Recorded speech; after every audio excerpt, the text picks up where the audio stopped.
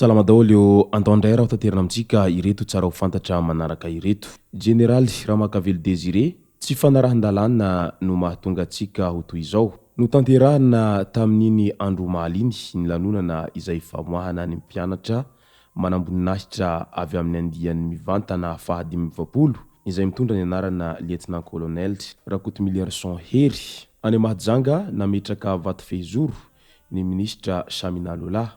Antananarivo mitaky ny fialan'ny DG eo anivon'ny foibe ny famantarana ny toetry ny andro ireo mpiasa rehetra ao anatin'izany. Any Mandritsara nosokafana ny tsena Lavanil tao an-tsandrahana faritra Ampovoany na zone intermédiaire no nanaovana an'izany. Ireo ny fakafakena amintsika atao anatin'ity video ity ka manasantsika rehetra anaraka an'ity video ity hatramin'ny farany.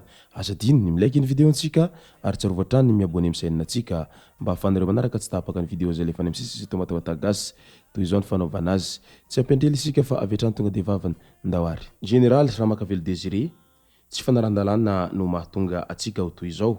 Na tamin'ny fanjanahantany aza mbola tsy nahantra ohatran'izao ny malagasy ary mbola tsy latsaka ambany toy izao ity firenena ity. Hoy hatrany ny fanohan-kevitry ny Généraly Ramakavelo Désiré.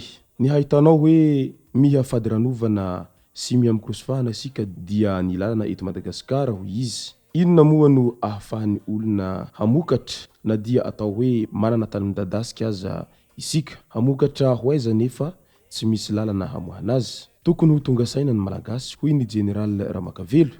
Tany manan-karena no nasian'Andriamanitra antsika fa maninona ny vahoaka no mahantra. Tsy fanarahan-dalàna no mahatonga antsika toy izao hoy izy hatrany raha namarana ny teniny. No tanterahana tamin'iny omaly iny ny lanonana izay famoahana ny mpianatra manamboninahitra avy amin'ny andiany mivantana fahadimy-20 izay mitondra ny anarana lieutenant colonel Rakotomily Arson Hery izay ahitana manamboninahitra 40 ary ny andiany manokana fa 40 ahitana manamboninahitra 110 izay mitondra ny anarana Andriafo avy ao amin'ny akademia miaramila ao Antsirabe. Misa 17 izy ireo nampisalorana ny galona maha lieutenant rehefa avy nio fa nanandritra ny 2 taona tao amin'ny sekoly ambony ity. Ho an'ireto andiany reto dia lieutenant Rakotomily Tao Fanapera rehareha no nampitondrana ny fanefam-pirenena. Izany hoe io manamboninahitra io no nitanina ny voalohany tamin'ireo andiany indray mihira miaraka aminy.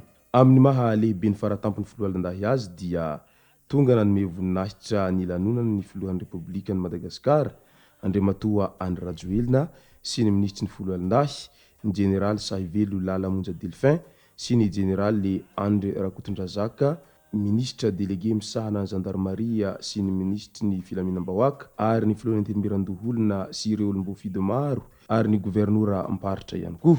Nanamarika ity lanonana fandresena 24 ity ny fanolorana amin'ny fomba ofisialy ny sabatra ny fibaikona an'ny filoha Andry Rajoelina amin'ny mahalehibe faratampony filohalan-dahy azy. Araky ny fanazavan'ny Général Sahivelo Lalamonja Delphin izay ministry ny filohalan-dahy ho fanatsarana ny endrika ny tafika sy ireo sekoly eo ambanin'ny fiahin'ny ministera indrindra fa ny akademia miaramila Antsirabe dia isan'ny fanapahan-kevitra noraisiny ny hanamboatra sabatra manokana sy mitovy lasitra ho an'ireo manamboninahitra mivoaka avy ao amin'ny akademia miaramila ireo. Fomba amampanao miaramila koa ny mariky ny andraikitra ny fahefana ary ny fibaikona ny sabatra ary izany no nahatonga ny filoha ho tolorana voalohany ity sabatra vaovao ity no izy filoha faratampony filohalan-dahy. Any Mahajanga indray nametraka vato fehizoro ny ministra Samina Lola.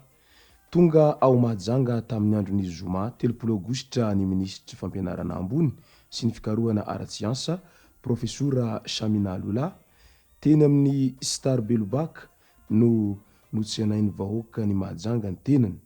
Avy hatrany dia nitanjotra teny amin'ny université Ambondrona tao mahajanga ny ministra niaraka tamin'ireo olona nanotrina azy nametraka ireo vato fehizoro ho an'ny fotodrafitrasa isan-karazany.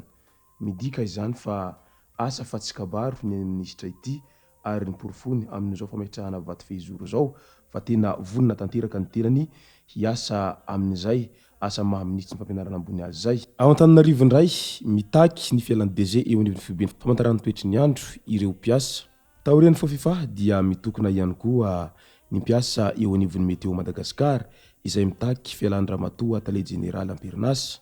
Teboka maro no voalaza ho anton'izany ary zioga maro no efa nianan'ireo mpiasa nandritra ny taona maro raha ny voalazan'izy ireo ao amin'ny pejiny famantarana toetry ny andro ao Madagasikara ao. Ireto avy ireto teboka izay nitsondrin'izy ireo: ny tsy fahaiza mitantana, ny tsy fanarahan-dalàna, ny fanararaotam-pahefana, ditiko fehilehibe izay tsy azo ifampiresahana, tsy manaiky diso na dia efa voaporofo aza, harcèlement moral, fitabatabana, fanambanina, fanaovana toetra tsy zaka, fampitahorana, famindran-toerana miainga amin'ny fankahalana, antsonjay amin'olona tsy tiany, fijerena ny tavan'olona. Efa tapitra ny 27 ora izay nametrahany ireo mpiasa tamin'ny fivoriam-be izay natao ny 13 Aogositra ary nanomboka ny alakamisy 20 Aogositra dia niditra amin'ny fitokonana ny mpiasa ka ny asa fampandehanany raharaha na asa farafahakeliny ihany no ataon'ireo mpiasa mandrapisiny lamina vaovao. Any Mandritsara indray nosokafana ny tsenan'ny lavanilina. Lavanilina 12 taona no andrasana hivoaka avy ao amin'ny Vokotany, Antsandrahana, komina Ambonivohitry, Ambilombe. Nosokafana tamin'ny andron'ny alakamisy 20 Aogositra 2024 ny tsena. Faritra anisan'ny mpamokatra lavanilina betsaka ao amin'ny distrikan'ny Mandritsara ny Vokotany Antsandrahana. Mizara telo lehibe ny fotoana fiotazana ny lavanilina. Ho an'ny faritra ambany na zone basse dia tamin'ny volana Jona lasa teo iny.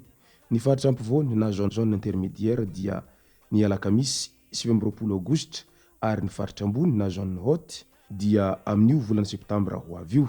Tsara ny vokatra araka ny fanazavan'ireo tantsaha mpamboly sy ny mpamokatra azy. Mitentina 10,000 ariary ny vidin'ny lavanilina manta ny kilao ary 500 isaky ny kilao ny tamberim-bidy alain'ny faritra sy komina.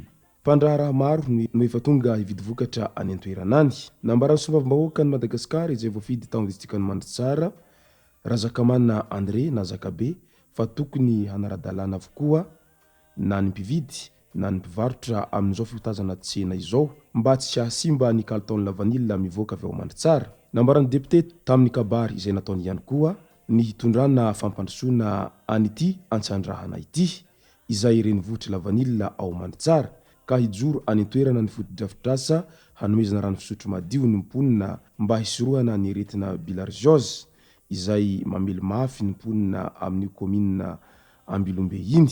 Omena tafo fanitso sy simenitra ihany koa ny sekoly ao amin'ny CG araky ny teny izay nataony ity sombavim-bahoaka ity hatrany. Ny saotra sy nankasitraka izao ezaka fampandrosoana izao ny vahoaka ny Antsandrahana tamin'ny alalan'ny ben'ny tanàna Bevoavy. Izay moa no masaka azona roso tao anatin'ity video ity tompoko lasy tompoko vavy. Misaotra rehetra tanaraka an'ity video ity hatramin'ny farany. Azadiny ny milaiky ny video antsika ary tsy arovatrany ny miabony amin'ny chaîne antsika mba ahafahanareo manaraka tsy tapaka ny video izay lefa any amin'ny sisy tao matavatagasy. Tompoko lasy tompoko vavy mankasitraka dia mirary soa.